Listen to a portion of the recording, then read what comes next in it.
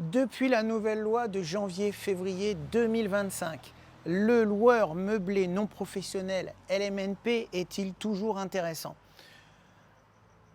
On reprend l'exemple qu'on avait vu dans les différentes vidéos précédentes. J'achète un bien 100 000 € de type T2 avec parking l'année N et 10 ans après, je le revendrai 150 000 €.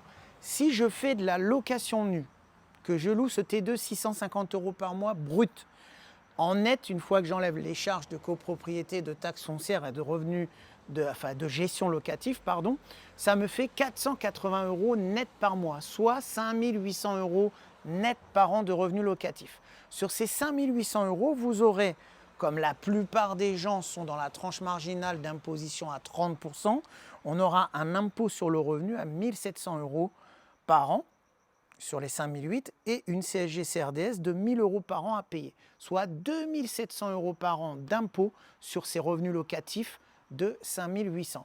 Vous avez fait de la location meublée. Ce même appartement, vous allez le louer plus cher puisqu'il est meublé. Comptons 950 €. Tous ces chiffres sont des points de base pour comprendre le fonctionnement.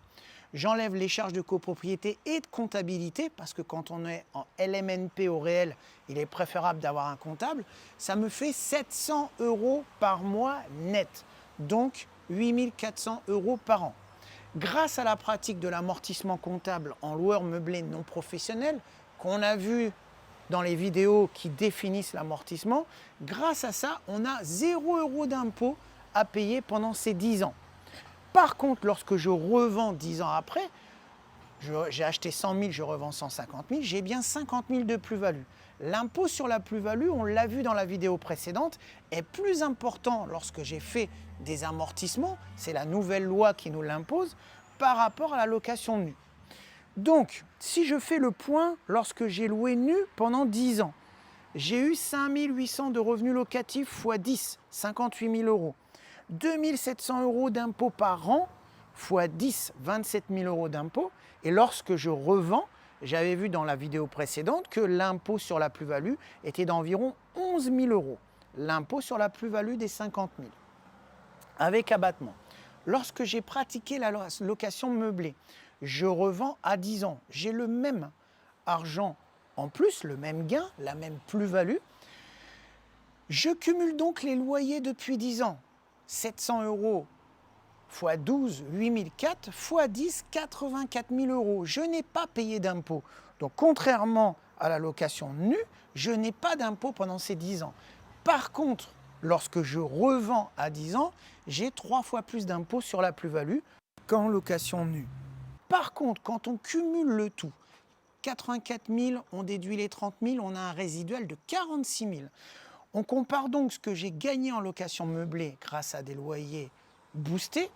On compare l'impôt par rapport à la location nue. Et bien, au résiduel, je suis beaucoup plus gagnant en ayant fait de la location meublée puisque j'ai plus du double de gains par rapport à la location nue. J'ajoute à ça la plus-value que j'ai eue comme gain. J'ai déjà déduit tous les impôts ici. J'ai donc 50 000 plus 20 000, 70 000 de gains au bout de 10 ans si j'ai fait de la location nue. Et 46 000 plus ma plus-value, mon gain à la revente, 96 000 en tout au bout de mes 10 ans en ayant fait de la location meublée.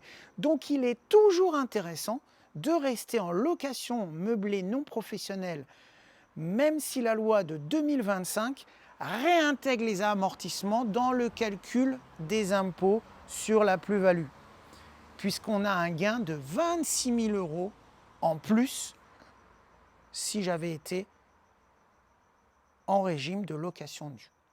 Voilà un exemple chiffré, j'espère que ça vous parlera. Attention, les chiffres sont arrondis bien sûr, il y a plein de petites charges supplémentaires. Là, il est question de comprendre le mécanisme. À bientôt.